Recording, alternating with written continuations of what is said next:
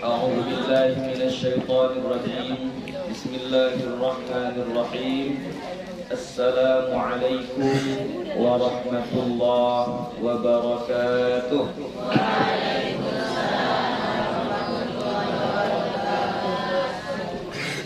الحمد لله الحمد لله رب العالمين والصلاة والسلام على النبي الكريم وعلى آله وأصحابه أجمعين. رب اشرح لي صدري ويسر لي أمري واحلل عقدة من لساني يفقه قولي. ربي يسر ولا تعسر ربي أتمم بالخير ولا حول ولا قوة إلا بالله العلي العظيم. Alhamdulillah, puji syukur kepada Allah Subhanahu wa ta'ala.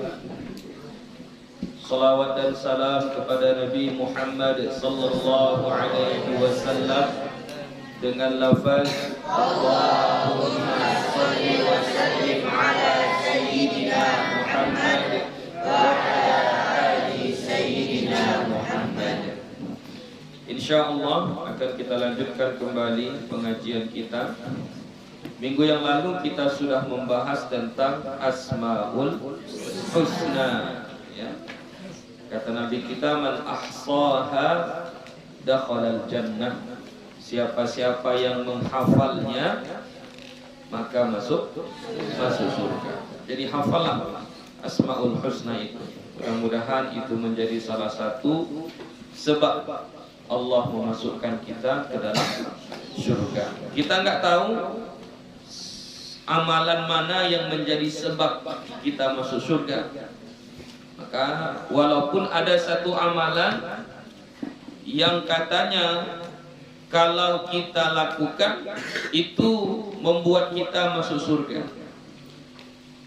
itu balasannya, tapi belum tentu yang kita amalkan itu diterima. Jadi makanya banyak amalan atau zikir-zikir atau ibadah-ibadah yang diajarkan oleh baginda Nabi Muhammad sallallahu alaihi wasallam yang pahalanya itu masuk surga, dijauhkan dari neraka dan lain-lain sebagainya. Jadi jangan merasa cukup hanya dengan mengamalkan salah satunya. Jadi jangan nanti gara-gara saya kan sudah hafal Asmaul Husna, sudah pasti masuk surga ini. Akhirnya dia nggak sholat, dia nggak puasa, dia nggak berzakat. Ditanya orang, kenapa nggak puasa? Oh, saya kan sudah masuk surga. Kenapa? Saya sudah hafal Asmaul Husna. Nah, ini pemahaman yang salah. Ya. Jadi jangan kita salah memahami. Banyaknya ibadah atau amalan yang diajarkan Nabi yang pahalanya begitu besar, itu sebenarnya karena sayangnya Nabi kepada kita. Ditunjukkannya banyak jalan. Tujuannya satu. Tujuannya misalnya kita mau pergi ke Lubuk Sikaping misalnya. Oh, ke Lubuk Sikaping itu bisa kita dari sini. Dari sini ke Tanah Dingin, ke Singronya terus sampai Kerau. Ada pula dari sini sampai ke jembatan sana, nanti belok kanan, nanti keluarnya di Simpang Rumbai. Oh, nanti ada pula terus lagi setelah jembatan kita ke kiri, nanti keluarnya di Tugu Ikan. Atau nanti terus gini, nanti keluarnya di Kampung Petani. Banyak jalan yang ditunjukkan, tapi tujuannya tetap satu. Ya. Jadi makanya kita pun seperti itu. Jangan mentang-mentang kita sudah amalkan satu ibadah yang pahalanya jaminannya surga, lalu kita merasa puas dengan itu saja. Lihatlah bagaimana Nabi kita ketika beliau itu maksum, bersih dari dosa dan kesalahan. Bahkan surga itu tidak akan dibuka kalau dia bukan orang yang pertama masuk ke dalamnya. Tapi beliau itu ibadahnya tidak kurang. Bahkan tidak ada yang bisa mengalahkan ibadah beliau. Gak ada yang bisa mengalahkan ibadah Nabi kita. Gak ada. Ya, saking banyaknya ibadahnya. Padahal beliau sudah pasti masuk surga. Jadi justru tandanya seseorang itu beriman, semakin kuat imannya, semakin banyak ibadahnya. Ya, itu tandanya. Jadi jangan kita mentang-mentang sudah hafal Asmaul Husna, suka-suka kita lagi buat dosa. Oh, nggak bisa. Ya, itu hanya salah satunya saja.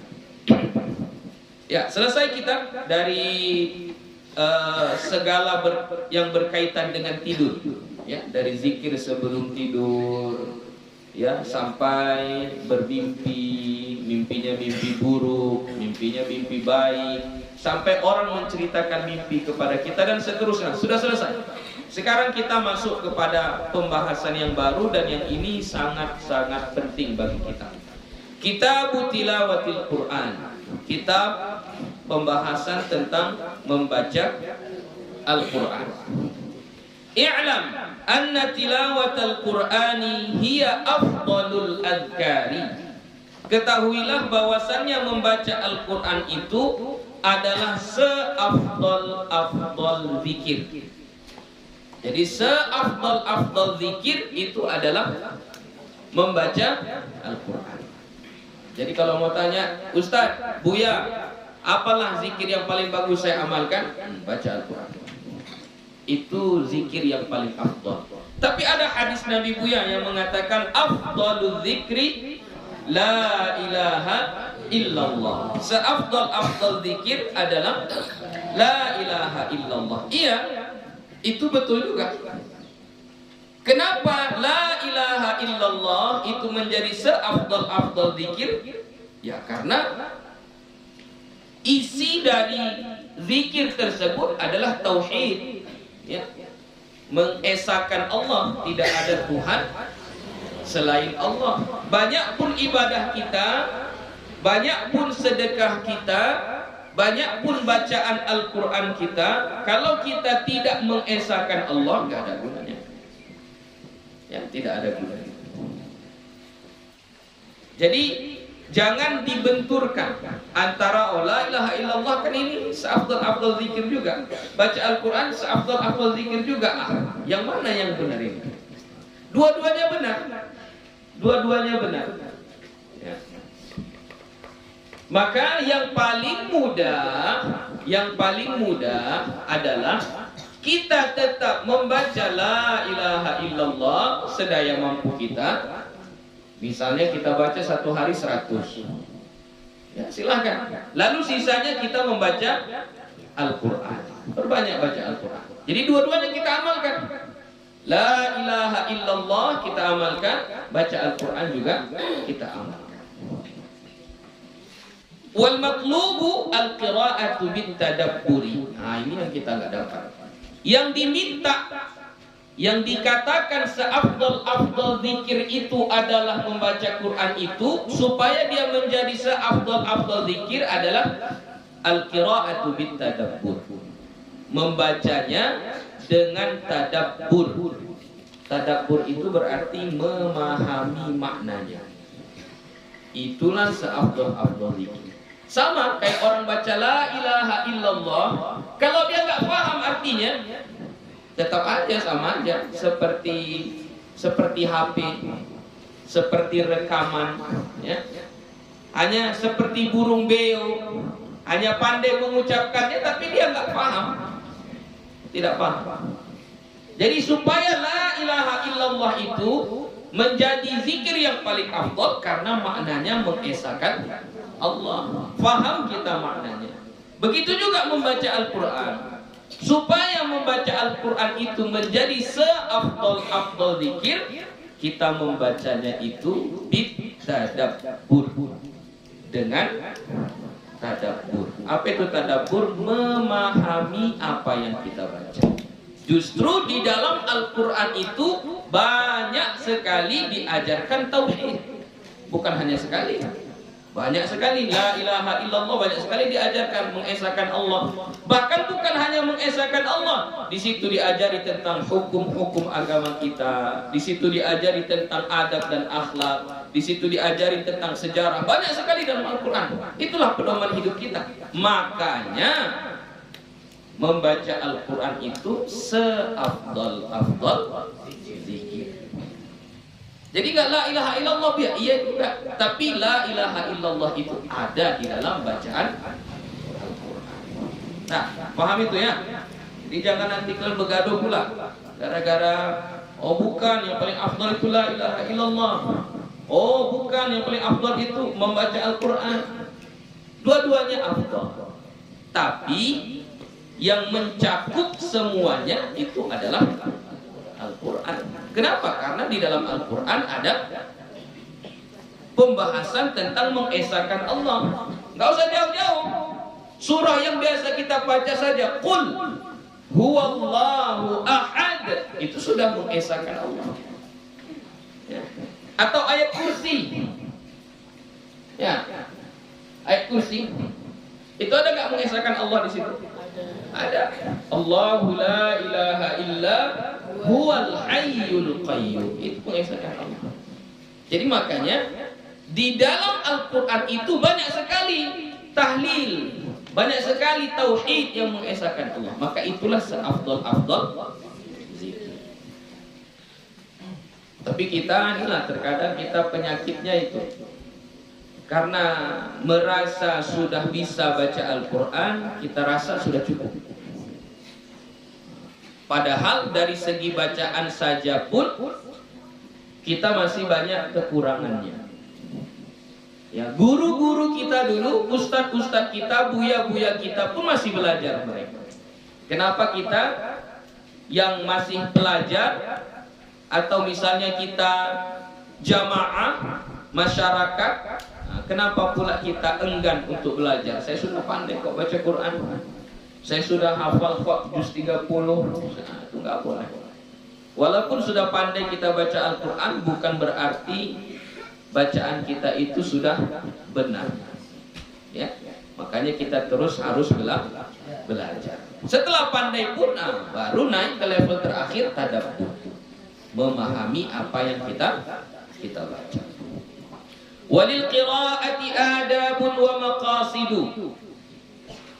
Untuk qiraah atau membaca itu ada adab-adab dan tujuan-tujuannya, maksud-maksudnya. Jadi membaca Al-Quran itu ada adab-adabnya. Ya, ada maksud tujuannya, jangan sembarang baca. Ya. Wa qad jama'tu qabla hadha fiha kitaban mukhtasaran mushtamilan ala nafaisa min adabil qurra'i wal qira'ati was sifatiha wa ma yata'allaqu biha. Wa qad jama'tu, dan sesungguhnya telah aku kumpulkan qabla hadza, sebelum ini, fiha, padanya, pada yang dikumpulkan oleh Imam Nawawi ini, kitaban mukhtasaratan. Fiha, padanya, nyanya maksudnya ini adab dan maksud membaca Al-Qur'an, ya. Hanya di situ baliknya kepada adab dan maksud membaca Quran. Kitaban mukhtasaran, kitab yang singkat, mushtamilan ala nafais, mencakup atas kemuliaan atau keistimewaan atau sesuatu yang berharga.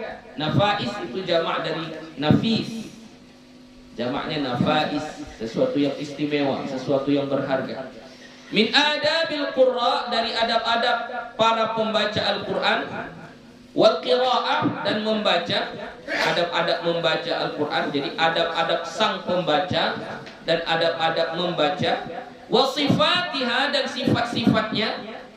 Wa ma yata'allaqu biha, dan apa yang berkaitan dengannya.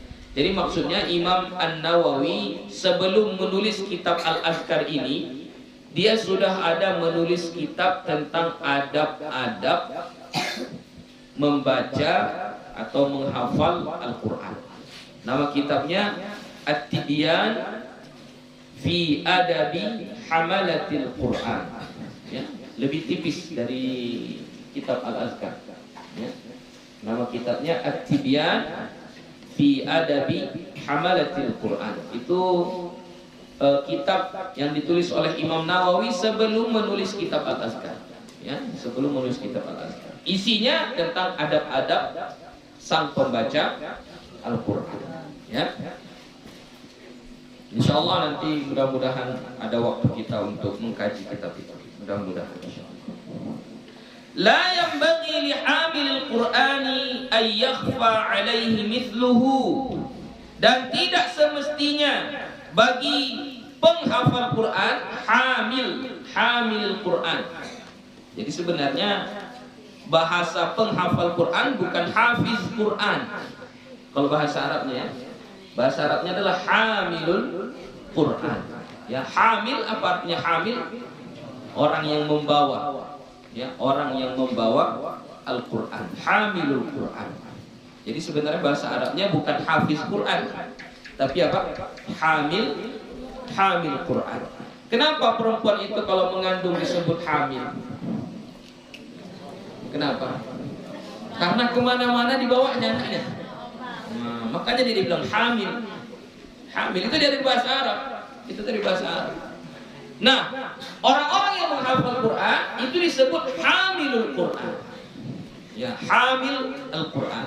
Orang yang membawa-bawa Al-Quran. Ya, kemana-mana dibawanya Al-Qurannya.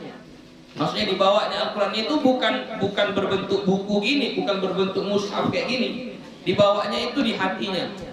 Ya, dia hafal. Itu hamilul Quran. Jadi tidak semestinya bagi penghafal Al-Quran itu an yakhfa alaihi mithluhu, bahwa sembunyi atasnya semisalnya. Maksudnya penghafal Quran itu tak tahu adab-adab Al-Quran, tak tahu tujuan dia membaca Al-Quran itu apa, tak tahu etikanya dengan Al-Quran itu bagaimana. Enggak sepatutnya penghafal Quran seperti itu. Seharusnya penghafal Quran itu harus paham, harus mengerti. Wa ana ushiru fi hadzal kitabi ila maqasid min dzalika mukhtasaratin. Dan aku mengisyaratkan pada ini kitab kepada maksud-maksud dari itu secara singkat, mukhtasaratin. Ya, jadi singkat saja. Kenapa? Karena di sini tidak khusus membahas tentang adab Al-Quran. Ya, kalau mau khusus tadi, itulah nama kitabnya At-Tibyan tadi. Insyaallah nanti kita pelajari. Di sini disampaikan oleh Imam Nawawi hanya secara singkat saja. Wa qad dalaltu man arada dzalika wa idahahu ya, wa idahahu ala madhinnatihi. Dan aku telah menunjukkan waqad dalaltu, dan aku telah menunjukkan man arada dzalika, siapa yang mau itu, maksudnya itu mengetahui tentang adab-adab dan tujuan menghafal dan membaca Al-Quran. Wa idahahu, dan penerangannya ala mazinnatihi, atas maksudnya, tujuannya, niatnya. Wabillahi taufiq. Faslun yanbaghi an yuhafidha ala tilawatihi lailan wa nahara. Ini adab pertama. Yanbaghi, mestilah, an yuhafidha, bahwa memelihara, menjaga, ala tilawatihi, atas membacanya, membaca Al-Quran itu lailan wa nahara, malam dan siang. Jadi setiap manusia mesti membaca Al-Quran sekali di waktu siang, sekali di waktu malam. Bacalah. Gak mampu 1 juz, setengah juz. Gak mampu setengah juz, 1/4 juz. Gak mampu 1/4 juz, 1 ain. Gak mampu 1 ain, 1 ayat. Baca. Itu adabnya. Kalau kita manusia, adabnya dalam 1 hari itu harus ada kita baca Al-Quran. Ya, harus ada. Safaran wa hadaran, baik saat musafir ataupun saat hadir. Hadir itu berarti sedang tidak musafir. Kayak kita sekarang ini kita hadir, tidak musafir. Nah, sedang musafir pun tetap kita mesti membaca Al-Quran. Baca. Wa qad kanat lis-salafi radhiyallahu anhum 'adatun mukhtalifatun. Dan adalah bagi ulama-ulama salaf. Ulama-ulama salaf itu berarti ulama-ulama zaman dulu, 300 tahun Masehi. Ya, 300 tahun Masehi. Radhiyallahu anhum, kebiasaan-kebiasaan yang berbeda, adatun mukhtalifatun, kebiasaan-kebiasaan yang berbeda fil qadaril ladzi yahtimuna fihi, pada kadar atau ukuran yang mereka mengkhatamkan padanya, maksudnya mengkhatamkan Al-Qur'an. Jadi ulama-ulama kita itu berbeda-beda kebiasaannya dalam menghatamkan Al-Quran. Berbeda-beda. Nah, ini maksudnya begini ya, kita kalau sekarang sudah enak, kalau di zaman dulu mushaf pun susah. Mushaf itu Al-Quran Al-Quran yang ditulis dalam buku itu, dalam kertas itu namanya mushaf. Mana itu namanya mushaf. Jadi kertas yang ditulis di atas kertas itu ayat-ayat Al-Quran, lalu dikumpulkan menjadi satu buku, itu disebut dengan mushaf. Di zaman dulu mushaf saja susah. Mushaf itu susah, bukan secantik sekarang, kecil, tipis. Kalau dulu kayak mana? Kertasnya pun susah ya. Sekarang lebih enak lagi. Mushaf itu dari yang ukurannya besar semeja ini ya, sampai yang paling kecil cuman muat di kantong saja pun ada. Jadi kemana-mana kita bisa baca Quran. Bahkan sekarang di dalam HP pun sudah ada aplikasi Al-Quran. Jadi makanya kita membaca Al-Quran itu safaran wa hadara, baik waktu musafir ataupun waktu hadir, baca. Ulama-ulama kita dulu mempunyai kebiasaan yang berbeda-beda mengkhatamkan Al-Quran. Kita tengok bagaimana kebiasaan mereka. Fakana jama'atun minhum yakhtimuna fi kulli syahraini khatmatan. Maka adalah sekelompok dari mereka ulama-ulama kita itu, yakhtimuna fi kulli syahraini khatmatan. Mereka mengkhatamkan Al-Quran pada setiap 2 bulan sekali khatam. Ini sekelompok ulama. 2 bulan sekali khatam. 2 bulan sekali khatam. Berarti kalau 2 bulan sekali khatam, dia membaca satu harinya itu setengah juz. Setengah juz dia baca. Setengah juz itu berarti 5 lembar atau 10 halaman. Berarti kalau mau kita pecahkan lagi, berarti setiap satu sholat, entah sebelum atau sesudahnya, dia baca 1 lembar saja. Mau kita pecah misalnya sebelum subuh setengah lembar, 1 halaman, setelah subuh 1 halaman, 1 lembar. Zuhur pun gitu juga, asar pun gitu juga, maghrib pun gitu juga, isya pun begitu juga. Kalau kita buat seperti itu, 1 halaman setiap sebelum sholat, 1 halaman setelah sholat, berarti 1 hari itu kita telah membaca setengah juz. Kalau setengah juz istiqamah kita buat seperti itu, maka setiap 2 bulan kita khatam sekali. Nggak susah sebenarnya kan? Cuman kita memikir khatam itu, wah khatam kayak mana ini? Banyak kali rasanya gitu, karena nggak kita jalankan, nggak kita amalkan. Sederhana padahal sebenarnya. Setengah 1 halaman berapa menit lah itu? Mungkin kalau kayak anak-anak ini paling 5 menit dibuatnya. Paling 5 menit. Kalau yang sudah hafal paling 3 menit. Nggak sampai pun kan 3 menit. Itu sekelompok. Nah, pilihlah itu.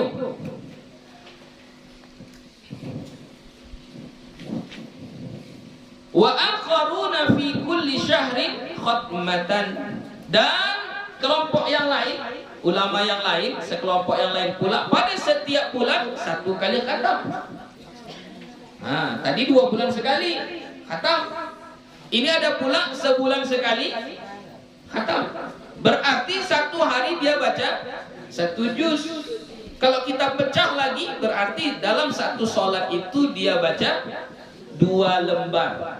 1 lembar atau 2 halaman, 1 lembar sebelum sholat, 1 lembarnya lagi setelah sholat. Ya ini kan caranya saja. Kalau mau kita buat setelah sholat semuanya pun nggak apa-apa. Mau kita buat sebelum sholat semuanya pun nggak apa-apa. Ini kan cara supaya lebih sederhana, supaya jangan lama-lama kali kita duduknya. Ya, jadi ada yang 1 bulan sekali khatam. Wa akharuna fi kulli 10 layalin khatmatan. Dan ada pula sekelompok ulama itu pada setiap 10 malam khatam.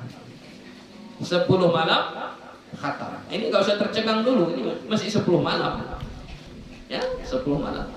Wa akharuna fi kulli 8 layalin khatmatan. Dan yang lain pula setiap 8 malam sekali khatam. 8 malam sekali khatam. Wa akharuna fi kulli 7 layalin khatmatan. Dan yang lain pula setiap 7 malam sekali khatam. 7 malam sekali khatam. Wa hadza fi'lul aktsarina minas salaf. Dan inilah perbuatan yang paling banyak dari ulama salaf. Jadi ulama-ulama terdahulu kebanyakannya mengkhatamkan Al-Quran itu setiap 7 malam. 7 malam sekali khatam, 7 malam sekali khatam, 7 malam sekali khatam. Wa akharuna fi kulli 6 layalin. Dan yang lain pula ada setiap 6 malam. 6 malam khatam, 6 malam khatam. Wa akharuna fi 5. Dan yang lain pula ada 5 malam. 5 malam khatam. Wa akharuna fi 4. Dan yang lain pula ada 4 malam. 4 malam saja khatam. Wa katsiruna fi kulli 3. Dan banyak pula setiap 3 malam. Termasuk guru saya almarhum Ustadz Hamdan dan Ustadz Asri. Itu setiap 3 malam 3 hari khatam. Setiap 3 hari khatam. Setiap 3 hari khatam. Berarti dia baca 1 harinya 10 juz. Allahumma ighfir lahum. Mereka itu kalau duduk-duduk gitu, mulutnya komat kamin. Komat kamin aja. Bawa Honda pun mereka, mulutnya komat kamin aja. Ya. 1 hari 10 juz. 1 hari 10 juz. Tapi hafalannya, oh Masya Allah. Kayak mana hafalan surah Al-Fatihah, kayak gitulah. Surah Al-Fatihah itu bangun tidur pun kita, bangun tidur disuruh orang sambung ayat ini. Iyyaka na'budu wa iyyaka nasta'in. Baru bangun tidur bisa itu sambung kita. Bisa nggak? Bisa. Susah nggak mengulang-ulangi surah Fatihah? Nggak susah. Kenapa? Karena udah hafal. Nah, begitulah yang mereka rasakan yang menghatamkan 3 hari dalam menghatamkan sekali dalam 3 hari itu, membaca 10 juz dalam 1 hari. Nggak susah sama mereka. Kenapa? Karena udah kayak surah Fatihah, kayak baca surah Fatihah aja. Udah santai aja dia. Sambil duduk-duduk, sambil cerita-cerita, sambil apa, dibacanya terus, baca terus, baca terus. Gitu. Ya. Wa kana katsiruna yakhtimuna fi kulli yawmin wa lailatin khatmatan. Dan ada pula banyak dari ulama kita itu mengkhatamkan Al-Qur'an setiap 1 hari, 1 malam, 1 kali khatam. Berarti 1 hari dia baca 30 juz. 1 hari 30 juz, gak main-main. Khatama jama'atun fi kulli yawmin wa lailatin khatmataini.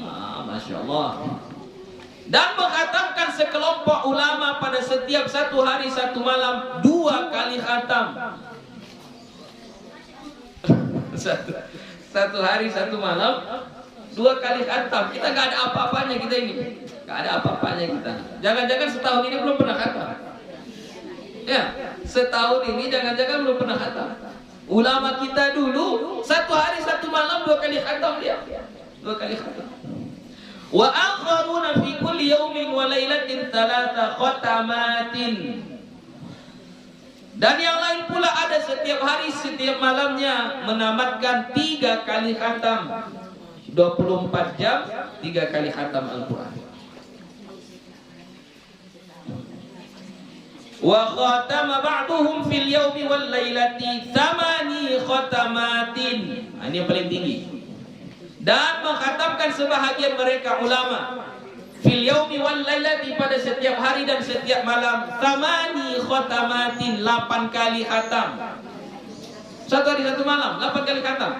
Arba'an fil lail, 4 kali di malam hari, wa arba'an fil nahar, dan 4 kali pula di siang hari.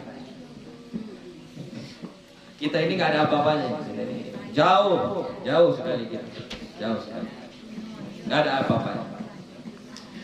Wa mimman khatama arba'an fil laili wa arba'an fil nahar, dan termasuk dari ulama-ulama yang menghatamkan 4 kali di malam hari, 4 kali di siang hari. Siapa contoh ulama yang mampu menghatamkan satu hari itu 8 kali Al-Quran, 8 kali hatam, 4 kali di malam hari, 4 kali pula di siang hari? Siapa itu? Di antaranya adalah As-Sayyidul Jalilu Ibnul Katibi As-Sufi radhiyallahu anhu. Ya, jadi salah satunya adalah As-Sayyid Al-Jalil Ibnul Katib As-Sufi, itu namanya, ya. Wa hadza aktsaru ma balaghana fil yaumi wal lailati. Inilah yang paling banyak sampai kepada kami ulama yang menghatamkan satu hari satu malam. Dia paling banyak yang sampai yang diketahui oleh Imam Nawawi, ulama yang paling banyak menghatamkan Al-Qur'an dalam satu hari satu malam itu adalah As-Sayyid Al-Jalil Ibnul Katib As-Sufi. Kasihlah nama anak kita itu nanti, Ibnul Katib, supaya bisa menghatamkan Al-Quran. Kan nama itu doa, ya kan? Nama itu doa. Wa rawa as-sayyidul jalilu Ahmadu ad-Dawraqiyyu bi isnadihi an Mansur bin Zadan min ubbadit tabi'in radhiyallahu anhum, dan meriwayatkan oleh As-Sayyid Al-Jalil Ahmad Ad-Dawraqi bi isnadihi, dengan sanadnya dari Mansur bin Zadan min ubbadit tabi'in. Ini Mansur bin Zadan ini termasuk dari ahli ibadah di kalangan tabi'in. Ubbad itu artinya ahli ibadah. Ya, ahli ibadah. Ahli ibadah itu berarti dia fokus beribadah saja. Ada ulama itu fokusnya mengajar aja, berdakwah aja. Ada yang fokusnya dia nggak mau mengajar, dia hanya beribadah aja, sholat, beramal, berzikir, baca Quran gitu. Ya. Ada yang fokusnya menulis kitab, ya. Jadi ini termasuk min ubadit tabi'in, dari ahli ibadahnya tabi'in. Tabi'in itu adalah orang-orang yang bertemu dengan sahabatnya. Annahu kana yakhtimul Qur'ana ma baina zuhri wal asri, bahwa adalah ia menghatamkan Al-Qur'an di antara zuhur dengan asar. Selesai sholat zuhur, Assalamualaikum warahmatullahi, Assalamualaikum warahmatullahi, baca zikir. Dari siap sholat zuhur kita anggaplah jam 1, masuk asar jam 4 kurang 5, khatam Al-Quran sekali. Hebatnya itu, ya, ulama-ulama kita. Ini termasuk karamah ini, ya. Kalau sesuatu yang luar biasa terjadi di kalangan ulama-ulama kita, itu kita sebut dengan karamah, ya. Dia menghatamkan Al-Quran hanya di antara zuhur dengan asar. Wa yakhtimuhu aidan fi ma bainal maghribi wal isya. Dan dia menghatamkannya juga, menghatamkan Al-Quran itu di antara maghrib dan isya. Antara maghrib dan isya khatam Al-Quran. Wa yakhtimuhu fi ma bainal maghribi wal isya'i fi Ramadan khatmataini wa syai'an. Dan dia menghatamkan di antara maghrib dan isya pada bulan Ramadan 2 kali khatam lebih. Wa syai'an, dan lebih. Dan sesuatu, berlebih lah, enggak pas 2. Jadi kalau selain bulan Ramadan, antara maghrib dan isya dia menghatamkan sekali Al-Quran. Tapi kalau di bulan Ramadan, antara maghrib dengan isyanya dia mampu menghatamkan lebih dari 2 khatam. Lah, bagaimana itu, Bu, ya? Kan antara maghrib dan isya cuma hitungan menit, ya kan? Nggak sampai 1 jam kan antara maghrib dengan isya, itu hanya hitungan menit.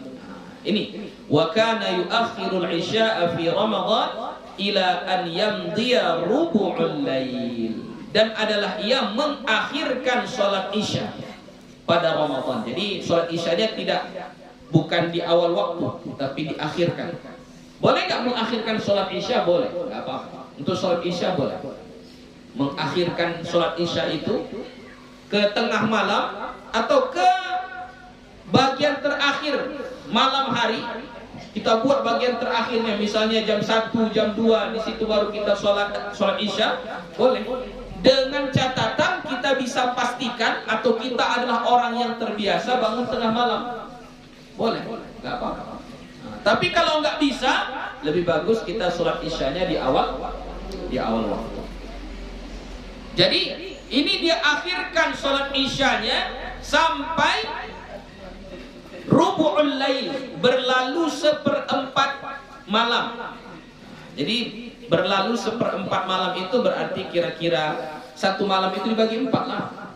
Jadi kalau misalnya satu malam itu 10 jam, bagi 4, 2 jam setengah. Berarti kira-kira jam-jam 10, disitulah dia baru sholat Isya. Jadi dari maghrib sampai jam 10 dia mampu menghatamkan lebih 2 juz, ya, 2 juz. Kok 2 juz? 2 khatam. 2 juz sedikit itu. 2 khatam, ya, 2 khatam Al-Qur'an. Wa rawa Ibnu Abi Daud bi isnadihi sahihi anna Mujahidan rahimahullahu kana yakhtimul Qur'ana fi Ramadana fi ma baina al-maghrib wal isya'i.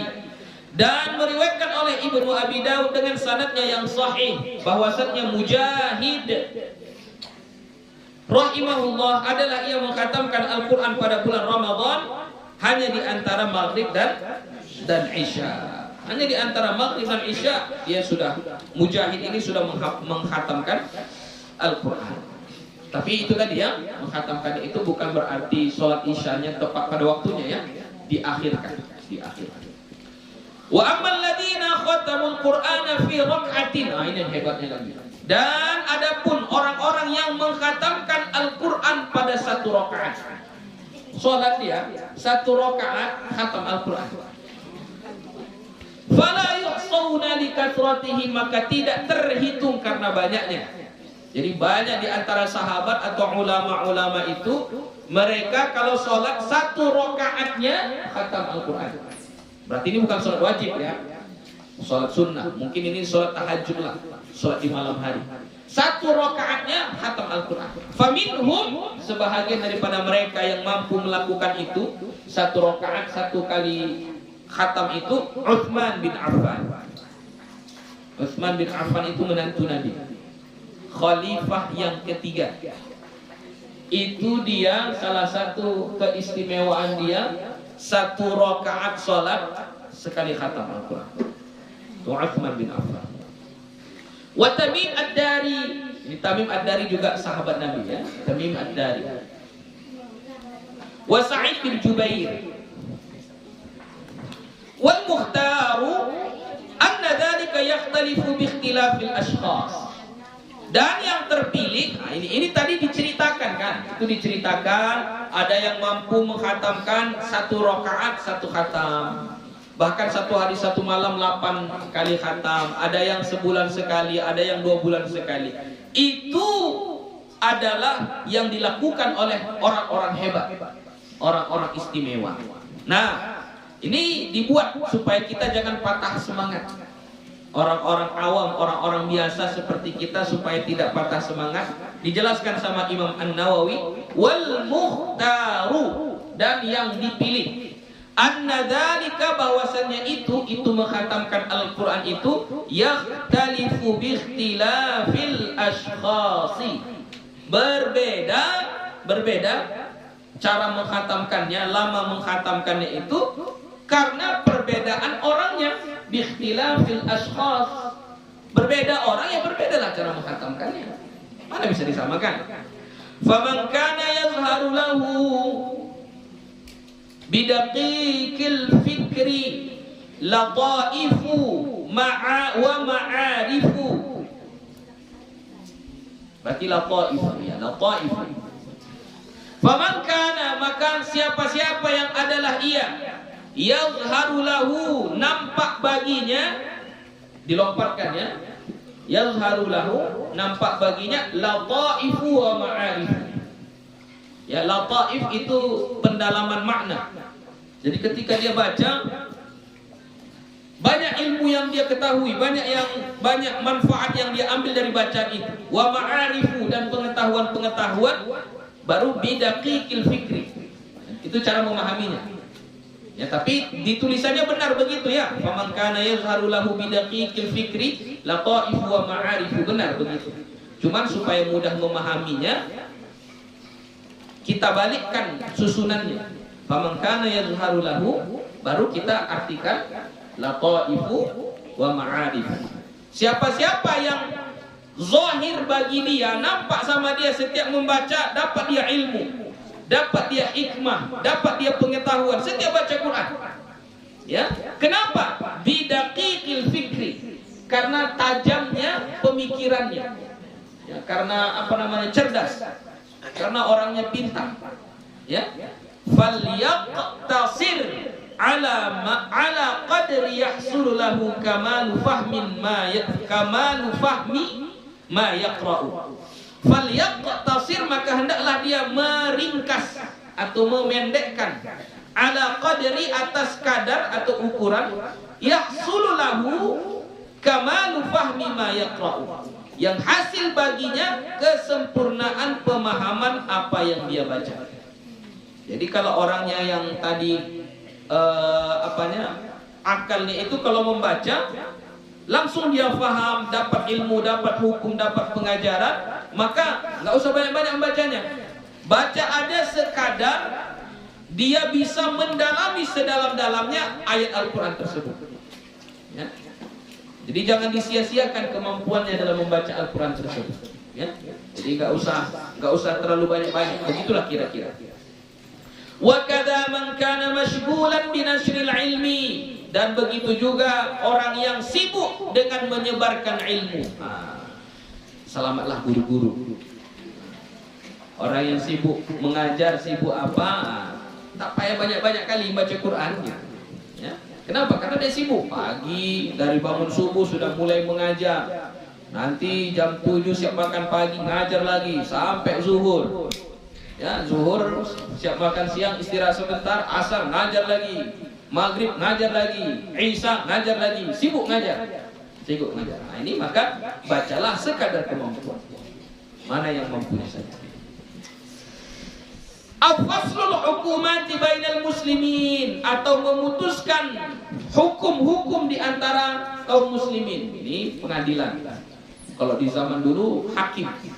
Ada kaum muslimin yang bermasalah, dia menghukumkan. Ini salah, ini benar. Oh, ini seharusnya begini, ini begini. Sibuk dengan urusan itu, nggak apa-apa. Bacalah sedaya mampunya.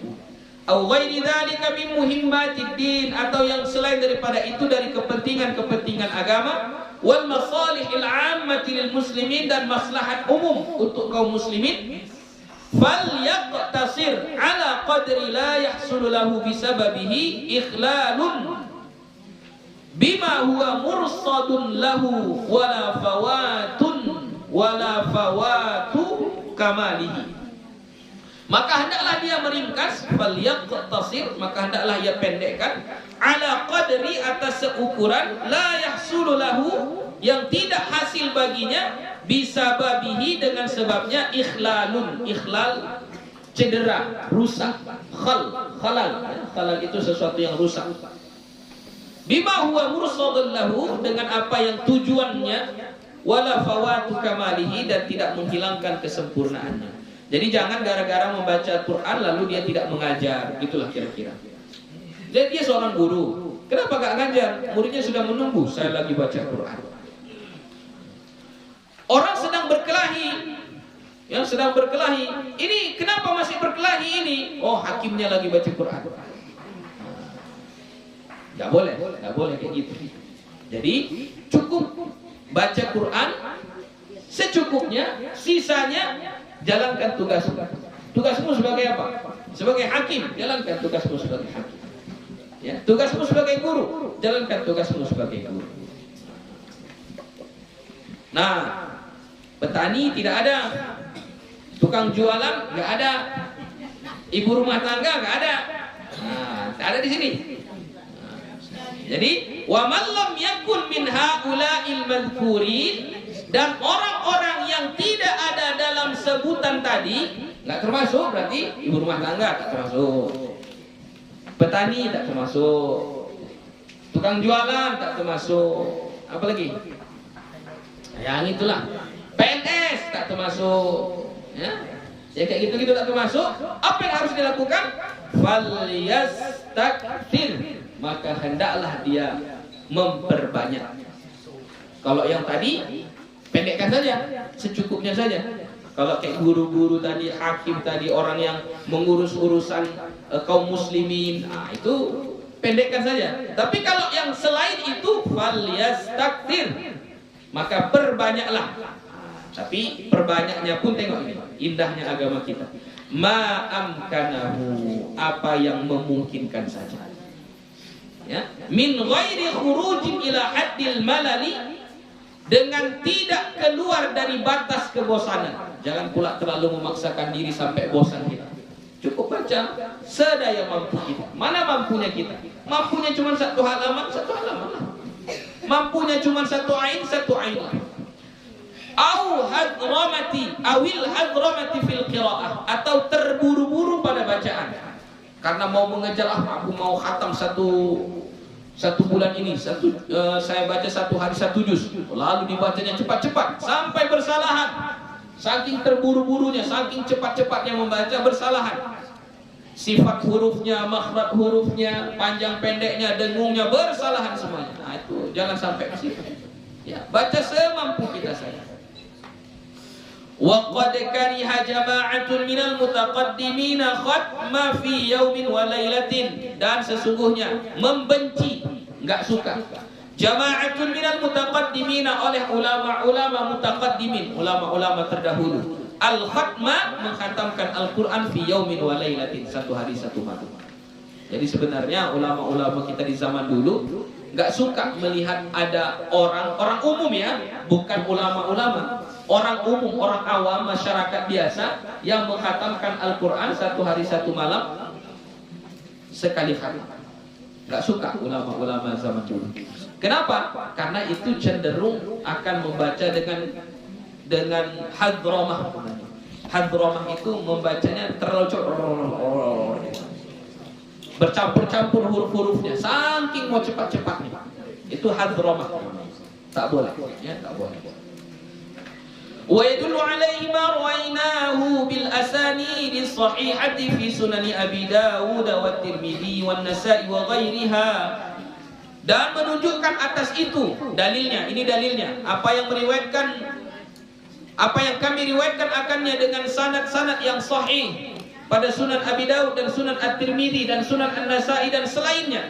An Abdullah bin Amr bin Al-As radhiyallahu anhuma qala, dari Abdullah bin Amr bin Al-As radhiyallahu anhuma dia berkata, qala Rasulullah sallallahu alaihi wasallam, bersabda Rasulullah sallallahu alaihi wasallam, la yafqahu man qara'a al-Qur'ana fi aqalli min 3, la yafqahu, takkan faham, tidak akan faham, tidak akan jadi faqih, tidak akan mengerti orang yang membaca Al-Quran di bawah 3 hari.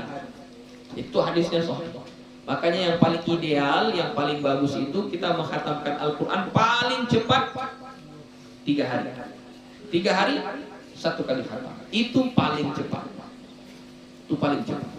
Jadi ulama-ulama terdahulu mereka tidak suka kalau ada orang mengkhatamkan Al-Quran dalam satu hari. 1 hari khatam Quran, nggak suka mereka. Kenapa dalilnya ini? Karena Nabi mengatakan nggak akan paham itu orang yang mengkhatamkan di bawah 3 hari, nggak sampai 3 hari khatam dia, itu orangnya nggak paham apa yang dia baca. Itu dalilnya. Wa amma waqtul ibtida'i wal khatmi fa huwa ila khiyaratil qari'i. Dan adapun waktu memulai dan mengkhatamkannya, maka itu pilihan sang pembaca. Kapan kita mau mulai membaca, hari apa, terserah. Itu pilihan sang pembaca. Fa in kana mimman yakhtimu fil usbu'i marratan, maka jika adalah dia termasuk golongan orang yang mengkhatamkan dalam setiap minggu sekali.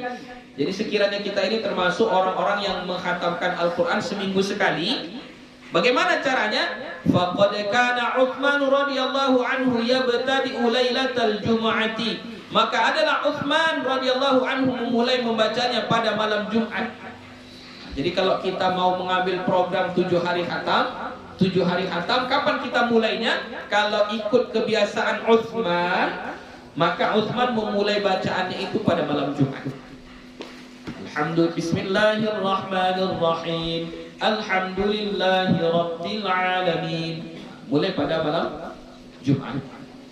Wa yakhtimu Lailatul Khamis, dan dia pun menghatamkannya pada malam Kamis. Kan 7 hari kan? Ini program yang 7 hari. Kalau kita mau ikut program menghatamkan Quran 7 hari, salah satu yang dianjurkan ikut cara baca Utsman bin Affan. Mulainya malam Jumat, kemudian dikhatamkan malam Kamis. Wa qala al-Imam Abu Hamid Al-Ghazali fil Ihya, dan berkata Imam Abu Hamid Al-Ghazali, ini Imam Al-Ghazali, fil Ihya, di dalam kitabnya Ihya Ulumuddin, al-afdal ay yakhtima khatmatan bil laili wa ukhra bin nahari, dan yang paling bagus bagi orang yang mau mengkhatamkan Al-Quran itu bil laili wa ukhra bin nahari, di malam dan yang lainnya di siang, wa yaj'al khatmahu, itu khatmatannya, khatmatan nahari ya, ini boleh juga khatmatan nahari, tapi lebih apanya kayaknya khatmahu ya. Wa yaj'al khatmahu bin nahari yaumal itsnain, dan dia menjadikan khatamnya di siang hari, itu hari Senin, fi raka'atil fajri, pada 2 rakaat fajar subuh, au ba'dahuma, atau setelahnya. Wa yaj'al khatmahu bil laili, situ kan khatmatal laili, boleh juga enggak apa-apa. Dan menjadikan khatamnya di malam hari, Lailatul Jumu'ati, malam Jumat, fi raka'atil maghribi, pada 2 rakaat maghrib, itu setelah 2 rakaat salat ba'diyah maghrib, au ba'dahuma, atau setelah keduanya, liyastaqbila awwalan nahari wa akhirahu, supaya amalan kita itu menghadap atau liyastaqbil itu menghadap, maksudnya menghadap itu setelah kita khatam Al-Quran, lalu terjadilah awalnya siang dan akhirnya malam, begitu ya. Wa rawahu Abi Dawud an Amr bin Marrah at-tabi' al-jalil radhiyallahu anhu, qala, dia berkata, kanu yuhibbuna an yakhtimal Qur'ana min awwalil laili aw min awwalin nahari, adalah mereka suka mengkhatamkan Al-Quran itu dari awal malam atau dari awal siang. Jadi kalau kita mau mengkhatamkannya, sama kayak keterangan yang di awal tadi, kalau kita mau mengkhatamkannya di malam hari, kapan bagusnya kita mengkhatamkannya? Kalau di malam hari, bagusnya itu setelah sholat maghrib. Supaya apa? Supaya khatamnya Al-Quran kita itu langsung menyambut malam hari. Kalau kita mau mengkhatamkannya di siang hari, kapan yang paling bagus kita mengkhatamkannya? Di waktu subuh. Supaya apa? Supaya khatamnya kita itu menghadap atau di awal datangnya siang. Nanti ada keistimewaannya, ada hadisnya nanti, salah satunya adalah siapa yang mengkhatamkan Al-Quran di waktu subuh, maka dari subuh itu sampai habis siang, itu berarti sampai terbenam matahari, maka malaikat akan mendoakannya. Begitu juga sebaliknya, siapa yang mengkhatamkan di malam hari, berarti kalau kita bilang di malam hari, maghrib itu sudah malam. Di awalnya itu, di maghrib itu kita khatamkan, maka semalam itu malaikat akan mendoakan kita. Jadi kalau kita mengkhatamkannya jam 11 misalnya, siang-siang, berarti dari subuh sampai jam 11 tadi gak didoakan malaikat. Maka bagusnya itu kita menghatamkannya kalau di pagi-pagi, kalau di siang hari di awal siang, yaitu setelah subuh. Kalau di malam hari di awal malam, yaitu setelah sholat maghrib. Ya. Wa an Talhah bin Musarrif at-Tabi'i al-Jalili al-Imami, dan dari Talhah bin Musarrif at-Tabi'i, Talhah bin Musarrif ini tabi'in ya, al-Jalil al-Imam, qala, dia berkata, man khatamal Qur'ana ayyata sa'atin kanat minan nahari sallat alaihi al-malaikatu hatta yumsi. Ini dia. Ini perkataan tabi'in ya. yaitu Talha bin Musarrif. Dia mengatakan, siapa-siapa yang mengkhatamkan Al-Quran, man khatamal Qur'ana, siapa-siapa yang mengkhatamkan Al-Quran, ayyata sa'atin, di saat manapun, di jam manapun, kanat adalah ia, minan nahari, di siang hari, sallat alaihi malaikatu hatta yumsi, bersolawat atasnya malaikat sampai sore. Jadi di jam manapun di waktu siang seseorang mengkhatamkan Al-Quran, maka dari dia mengkhatamkan Quran itu sampai sore, maka malaikat bersolawat kepadanya. Maksud bersolawat itu sudah pernah kita baca hadisnya. Apa makna solawat malaikat kepada manusia? Mendoakannya. Salah satu doanya adalah Allahumma gfir lahu, Allahumma arhamhu. Ya Allah, ampunkanlah dosanya, ya Allah, sayangilah dia. Itu salah satu makna solawat malaikat kepada manusia. Jadi kalau misalnya seseorang mengkhatamkan Al-Quran di jam 10 pagi, maka dari jam 10 sampai sore, sampai sebelum terbenam matahari, malaikat bersolawat kepada orang tersebut, mendoakannya.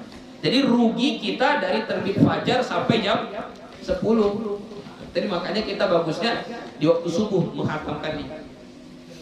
Wa ayyata sa'atin kanat minal laili sallat alaihi al-malaikatu hatta yusbiha. Dan di saat manapun dari malam hari, kalau ada kita menghatamkan Quran di saat manapun, jam 11 malam, jam 12 malam, dimanapun kita menghatamkan Quran di malam hari itu, sallat alaihi al-malaikatu, bersalawat atasnya oleh malaikat hatta yusbiha, sampai waktu subuh. Jadi kalau kita menghatamkan Quran di jam 11 malam, berarti malaikat mendoakan kita hanya dari jam 11 sampai masuk waktu subuh. Rugi kita dari maghrib sampai jam 11 nggak didoakan sama malaikat. Nah, jadi makanya kita kalau mau menghatamkan di siang hari, hatamkan di waktu subuh.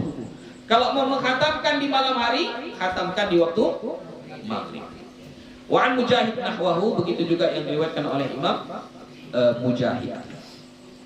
Wa rawaina fi musnadil Imam al-Mujma'i ala hifzihi wa jalalatihi wa itqanihi wa bara'atihi an Abi Muhammadin ad-Darimi rahimahullah.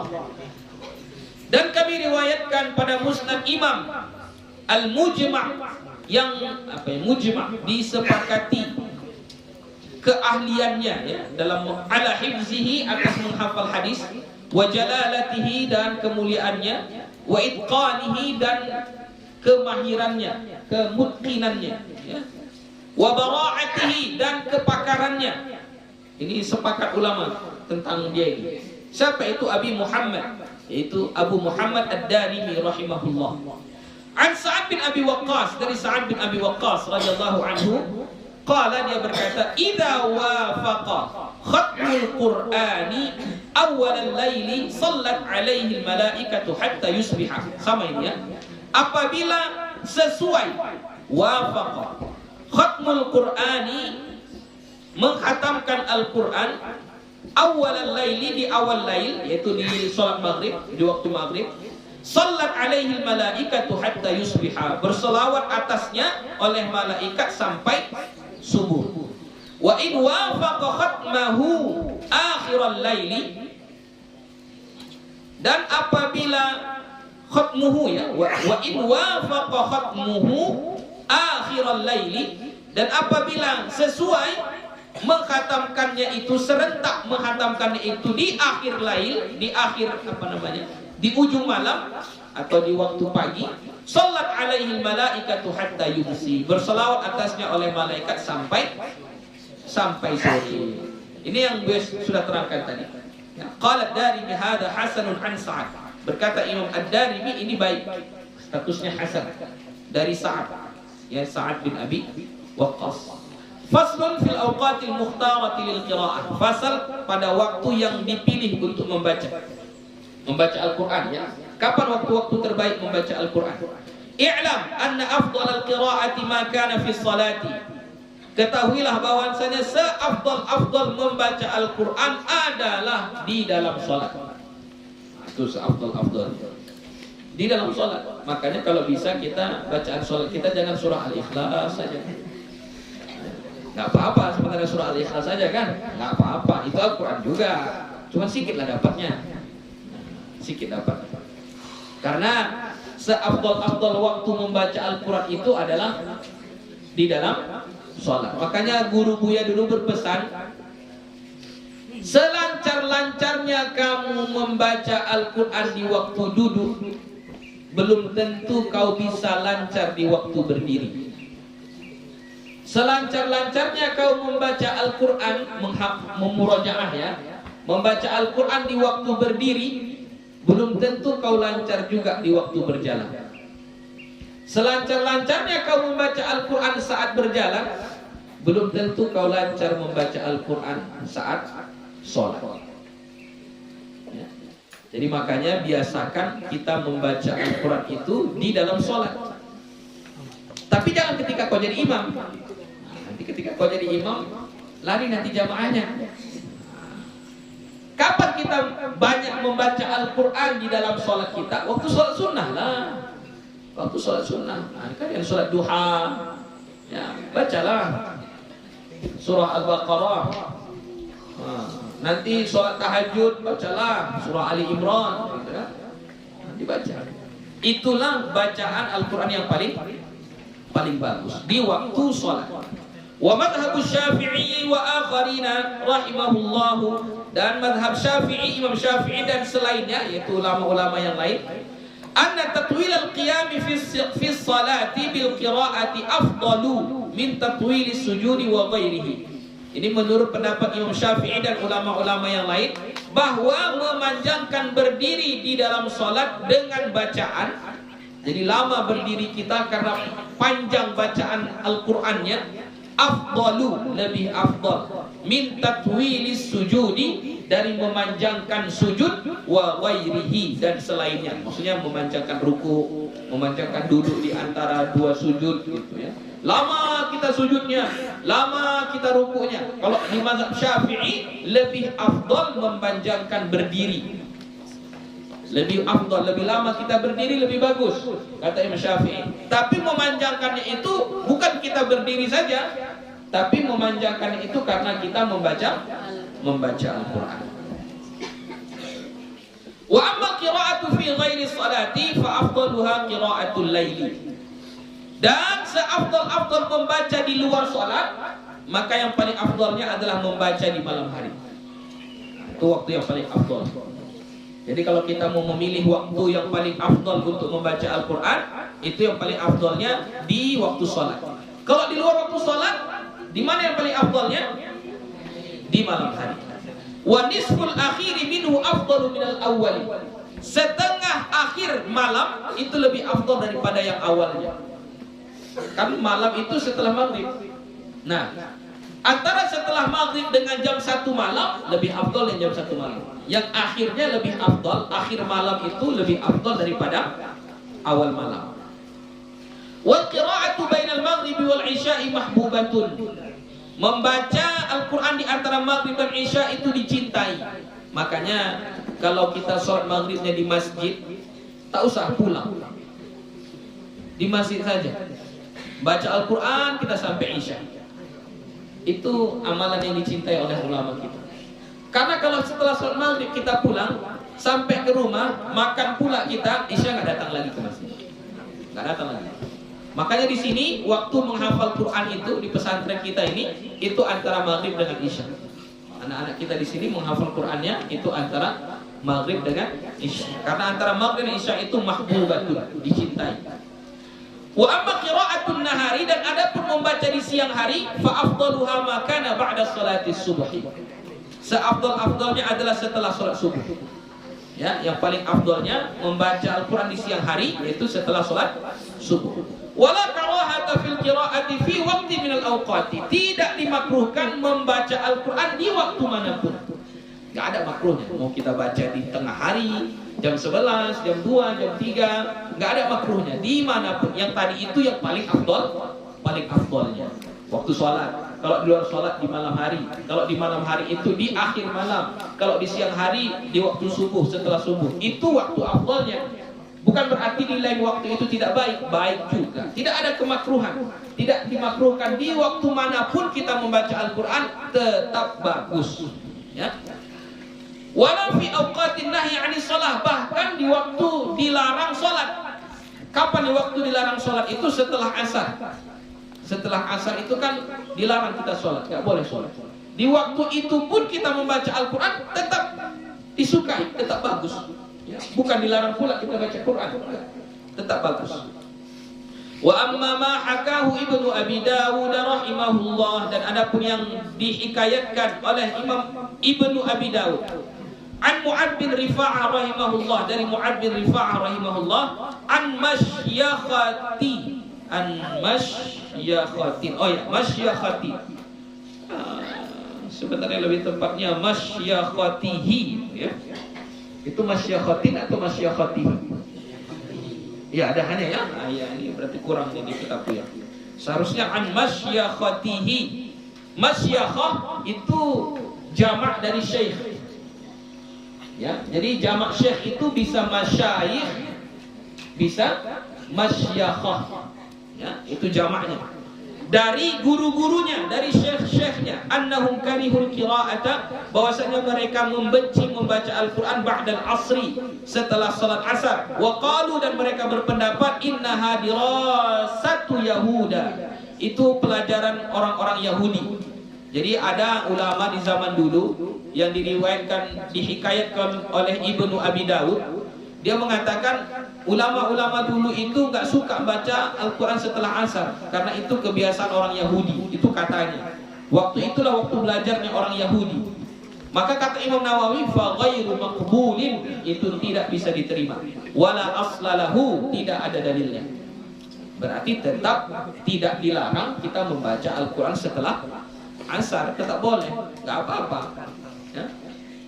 Wa yukhtaru minal ayyami, dan dipilih dari hari-hari al-jumu'atu wal itsnain wal khamis wa yaumu arafah, hari arafah, wa minal a'syar, hari-hari 10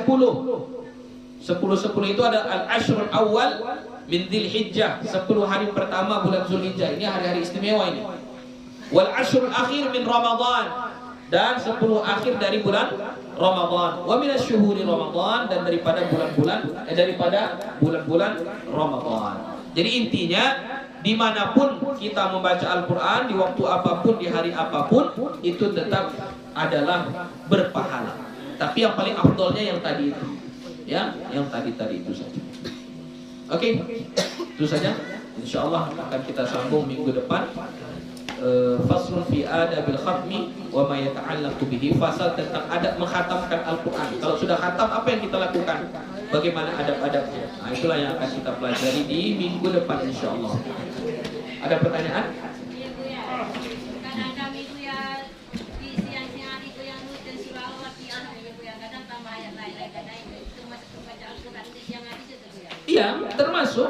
Jangankan surah Al-Waqiah, kita baca surah Al-Ikhlas, Al-Falaq, An-Nas, kita baca ayat kursi, itu sudah dianggap membaca Al-Quran. Tapi kita membaca itu tidak dianggap mengkhatamkan Al-Quran. Jadi membaca Al-Quran dengan mengkhatamkan Al-Quran itu dua ibadah. Jadi membaca itu satu ibadah, mengkhatamkan itu satu ibadah pula. Tapi termasuk membaca Al-Quran. Sudah dianggap membaca Al-Quran. Ya, sudah dianggap baca Al-Quran. Jadi kan kita tadi disuruh mesti membaca Al-Quran siang dan malam. Ya. Nah, kita baca siangnya surah Yasin. Tiap hari surah Yasin kita baca. Malam kita baca surah Al-Mulk. Tiap malam surah Al-Mulk kita baca. Apakah kita sudah dianggap membaca Al-Quran siang dan malam? Iya, sudah. Tapi kita tidak pernah mengkhatamkan Al-Quran. Mengkhatamkan Al-Quran itu ibadah yang lain pula. Jadi makanya yang paling bagusnya itu kita baca dari awal, dari Al-Fatihah sampai An-Nas. Adapun amalan kita yang kita khususkan, misalnya tiap malam kita baca Al-Mulk, silakan tetap dijaga. Ya, kita baca Al-Waqiah, silakan teruskan apa. Surah Al-Waqiah itu mulai doa Bu ya. Tengah buat baca ya. Habis baca Al-Waqiah mulai doa. Tidak ada doa secara khusus ya. Mengamalkan surah Al-Waqiah itu pun itu hadisnya nanti hadis-hadis yang dhaif. Tidak ada hadis-hadis yang kuat tentang fadilah atau keistimewaan surah Al-Waqiah. Tapi bagi yang mau mengamalkannya nggak apa-apa, boleh. Ada lagi? Habis. Oke, sudah itu saja insyaallah. Kita sambung minggu depan faslun fi adabil hatfi wa ma yata'allaqu bihi wallahu subhanahu wa ta'ala a'lam. Rabbil alamin wassalamu alaikum warahmatullahi wabarakatuh.